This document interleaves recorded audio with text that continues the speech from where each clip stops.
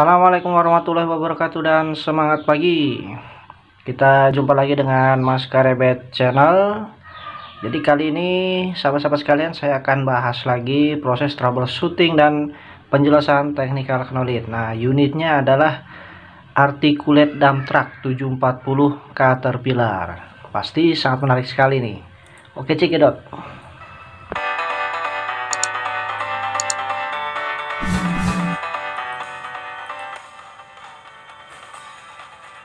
Pertama-tama marilah kita panjatkan puji syukur kepada Allah Subhanahu wa taala karena berkat limpahan rahmat dan hidayahnya sehingga kita bisa diberikan selalu kesehatan dan keselamatan ya sahabat-sahabat sekalian. Oke, berita yang sedang viral pada hari ini dan kemarin ya, yaitu kecelakaan yang menimpa saudara-saudara kita yang ada di Balikpapan ya, di Simpang Rapak. Ya, dulu saya itu sering lewat sana karena dulu saya pernah sekolah di sana nih sahabat-sahabat sekalian. Nah, semoga kontur daripada jalan di Simpang Rapak itu segera dirubah ya. Contoh misalnya diberi atau dibuatkan flyover oleh pemerintah Pemkot Balikpapan ya, itu pasti sangat memberikan keamanan yang lebih lah di daerah itu, karena memang di sana konturnya simpang 4 dengan turunan yang sangat panjang. Nah, jadi sangat ini ya, berbahaya sekali ketika pas lampu merah ada kendaraan berhenti dan ada yang remblong dari arah belakang, itu udah nggak bisa diapa-apain lagi sahabat-sahabat sekalian, pasti celaka di sana. Maka dari itu harus memang dirubah konstruksi daripada jalan tersebut. Oke, semoga pemimpin di Balikpapan khususnya ya sudah merencanakan budget untuk pembangunan flyover di sana sahabat-sahabat sekalian. Baik sahabat-sahabat sekalian, nah jadi pembahasan kita kali ini adalah unit 740 Caterpillar ya, articulate dump truck ya.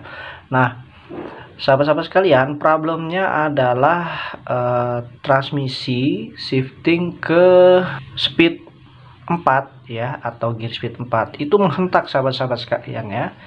Nah, jadi kalau yang biasa dikatakan operator itu shifting hard atau hard shifting ya, shiftingnya menghentak. Nah, itulah problemnya sahabat-sahabat sekalian. Nah, jadi pada saat itu saya pribadi yang melakukan troubleshooting ini dan ditemani oleh senior saya. Sebenarnya saya yang menemani dia ya, saya ngambil ilmu dari dia waktu saya masih junior ya. Kita melakukan troubleshooting itu alhamdulillah sampai selesai sahabat-sahabat sekalian. Jadi pertama-tama akan saya bahas dulu nih cara kerja daripada transmisi kontrol ya, unit 740 articulate dump truck Caterpillar sahabat-sahabat sekalian. Nah, jadi ada dua tipe sebenarnya. Ada yang tipenya itu ECPC ya, Electronic Clutch Pressure Control, atau tipe ICM sahabat-sahabat sekalian, atau singkatannya atau kepanjangannya yaitu Individual Clutch Modulating ya. Nah, yang saya temui ini bersama senior saya adalah yang tipenya ECPC ya. ECPC itu ciri khasnya dia ada modulating valve-nya ada banyak sahabat sekalian. Nah, seperti kita lihat di layar ya. Nah, itu ECPC sahabat sekalian. Itu ada 6 solenoid dan 6 modulating valve ya. Nah, kalau yang ICM itu hanya ada 2 solenoid ya, upshift dan downshift. Itu adalah ciri-ciri dari tipe transmisi kontrol dari unit 740 articulate ini sahabat-sahabat sekalian. Baik sahabat-sahabat sekalian, cara kerjanya daripada transmisi kontrol unit 740 Caterpillar ini ya. Nah, bisa kita lihat di layar. Nah, untuk menerapkan suatu gear speed maka harus ada 2 modulating valve yang bekerja. Nah, modulating valve ini di sana juga ada solenoidnya sahabat sekalian ya. Jadi dikontrol oleh electrical ya, dari ECM atau electronic control module transmisi ya sahabat-sahabat sekalian ya. Nah, itu adalah komponen proses dan komponen inputnya adalah transmisi lever ya sahabat-sahabat sekalian. Nah, kita akan fokus ke ECPC nya sahabat-sahabat sekalian. ECPC atau eksekutornya yaitu dia adalah modulating valve. Itu sebenarnya fungsinya itu mengizinkan oli pilot untuk mengengage clutch ya. Jadi masing-masing modulating valve ini diwakili masing-masing clutch di transmisi sahabat sekalian, dan di clutch itu pun pasti ada yang namanya planetary gear set, yang mana dia akan membentuk satu gear speed ya dengan kekuatan torsi dan speed tertentu. Nah, yang pasti kalau speednya tinggi itu gigi atau gear speed tinggi sahabat sekalian. Nah, kalau yang cenderung dia torsinya tinggi, speednya rendah, itu di gear speed rendah atau gigi rendah lah ya sahabat-sahabat sekalian ya. Nah, jadi seperti itu. Nah, kembali lagi ke modulating valve dan ECPC ya. Jadi kita bisa lihat di layar sahabat-sahabat sekalian, untuk membentuk satu gear speed dia harus ada dua modulating valve yang bekerja ya.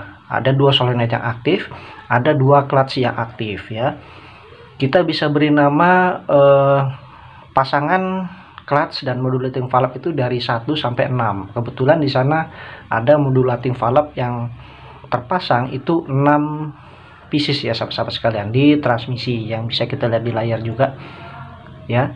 Jadi untuk netral dia hanya modulating valve 6 saja yang bekerja, yang di energize oleh power dari ECM ya sahabat-sahabat sekalian ya. Powernya kurang lebih 24 volt ya. Kemudian untuk mundur harus di clutch 3 dan clutch 6, yaitu dia dieksekusi oleh modulating valve 3 dan modulating valve 6 ya sahabat-sahabat sekalian ya. Kemudian gigi 1 atau gear speed 1 itu harus dienergize oleh clutch 4 dan clutch 6. Gear speed 2 itu clutch 1 dan clutch 6. Gear speed 3 itu clutch 1 dan clutch 4.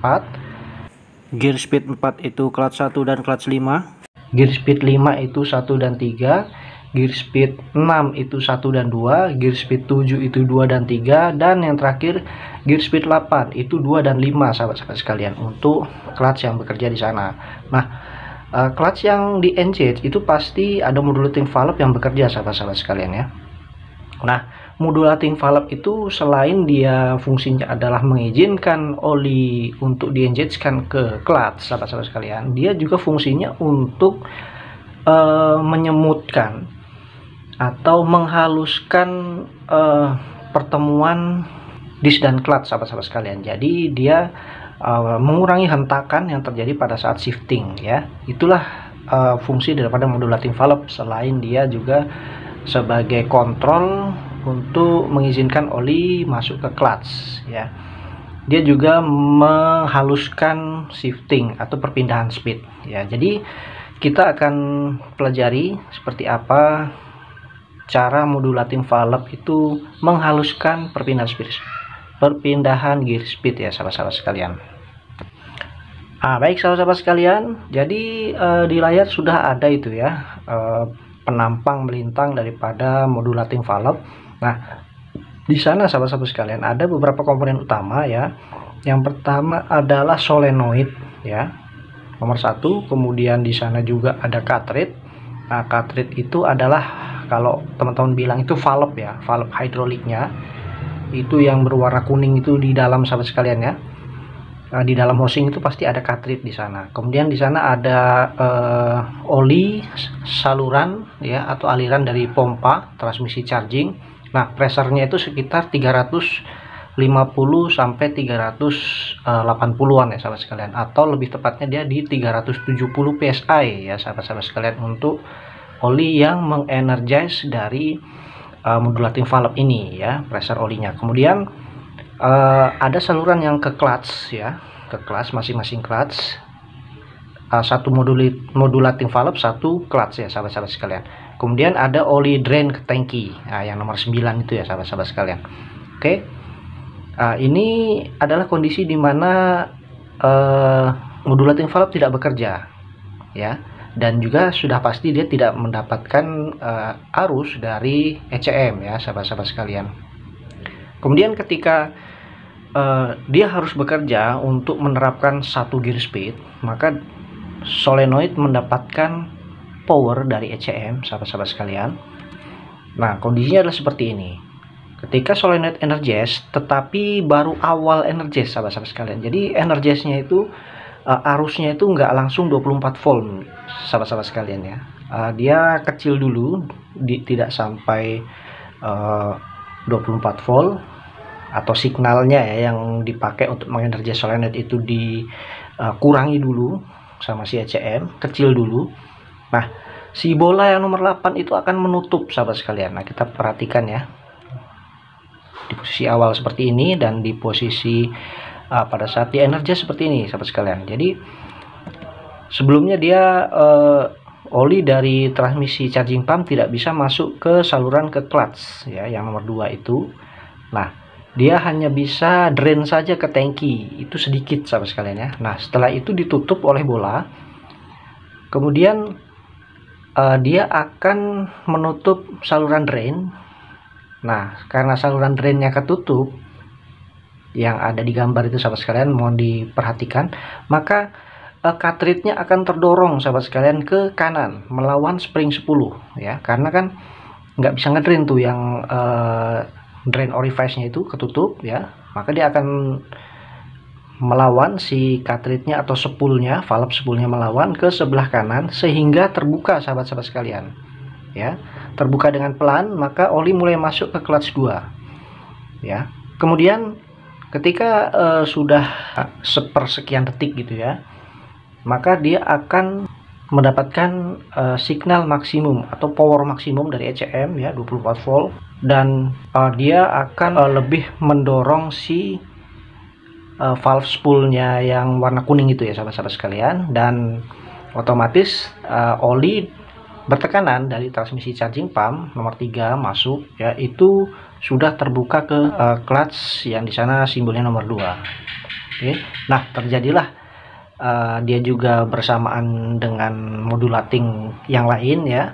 Kita beri contoh, misal masuk speed 1 ya dari netral, maka modulating 4 dan modulating 6 itu harus terenergize oleh ECM ya untuk elektrikalnya, maka dia akan melakukan modulating yang seperti saya jelaskan tadi, supaya perpindahan speednya itu halus, sahabat sekalian, tidak kasar. Nah, kalau tidak dibuat modulating seperti itu, maka perpindahannya akan kasar, sahabat sekalian, nggak enak ya, apalagi operator nih yang merasakan operasi daripada unit ini. Nah, terutama kan kalau di Arctic itu kan terkenal dengan hentakannya ya, sahabat sekalian, kasar. Apalagi kalau ditambah transmisinya kasar, wah pasti operator akan komplain dan tidak betah, sahabat-sahabat sekalian. Nah, jadi sahabat-sahabat sekalian, problem ini adalah hard shifting ke gear speed nomor 4 ya, atau gear speed 4-nya itu menghentak, sahabat sekalian, dari 3 ke 4. Kalau kita lihat di tabel daripada modulating valve ya, yang membentuk satu gear speed, maka kita curigai yang nomor 5 ya, sahabat-sahabat sekalian. Nah, kita juga melakukan pengukuran nih, sahabat-sahabat sekalian ya, ke semua modulating yang bekerja ya. Kita sudah melakukan pengukuran, test pressure ya. Oke, kita melakukan test pressure ke semua modulating valve yang ada, ke 6-6-nya. Hasilnya bagus semua, sahabat sekalian, yaitu dia menunjukkan pressure di 370 psi. Oke. Nah, memang kalau untuk problem transmisi menghentak itu tidak bisa terbaca oleh pressure gauge ya, sahabat sekalian ya, karena hentakannya itu antara semut dan antara kondisi semut atau halus dan kondisi menghentak itu sangat kecil rentang waktunya ya, sahabat sekalian ya. Dia sepersekian detik, sahabat sekalian, jadi nggak bisa diukur dari detik. Mata kita nggak akan bisa menangkap kalau itu modulating valve-nya udah rusak dan sudah menghentak gitu. Nah, jadi yang kita lakukan adalah mencoba menganalisa kira-kira modulating mana nih yang membentuk daripada gear speed 4. Nah, karena clutch 1 itu udah diterapkan di gear speed 2, maka kita lebih curiga ke modulating atau clutch nomor 5 yang menghentak. Kemudian kita tukar, sahabat sekalian, modulating valve-nya ya, dari posisi modulating valve nomor 5 atau clutch nomor 5, kita tukar modulating valve-nya ke posisi nomor 1, sahabat sekalian ya. Kita tukar ya. Hasilnya adalah ternyata speed 2-nya yang sekarang menghentak sahabat sekalian, berganti. Nah, kecurigaan kita menguat bahwasanya modulating nomor 5 sudah problem sahabat sekalian. Dia tidak bisa memodulating lagi pressure. Jadi pressure yang masuk lepas gitu aja, loss ya, makanya menghentak pada saat shifting. Oke, kita lakukan pengorderan untuk modulating valve. Setelah kita pasang modulating valve yang baru, maka problemnya sembuh ya sahabat-sahabat sekalian.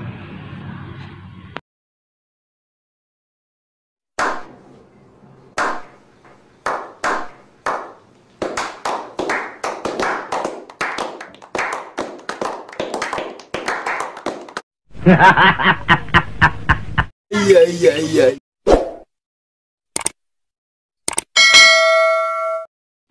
Baik sahabat-sahabat sekalian, demikianlah proses troubleshooting dan penjelasan technical knowledge daripada transmisi kontrol ya 740 articulate dumper Caterpillar ya. Jadi memang kalau dia problemnya itu hard shifting atau transmisi menghentak pada saat shifting ya sahabat sekalian ya, itu memang kebanyakan modulating valve-nya. Tinggal kita cek aja kira-kira modulating valve mana nih yang bentuk dari gear speed yang menghentak itu. Misal nih yang menghentak itu adalah gear speed 6 ya. Jadi pada saat masuk dari 5 ke 6, itu kemungkinan adalah yang nomor 2 ya, karena nomor 1 udah diterapkan sejak di gear speed 2 dan tidak menghentak, maka kita curigai pasti yang nomor 2 sahabat-sahabat sekalian.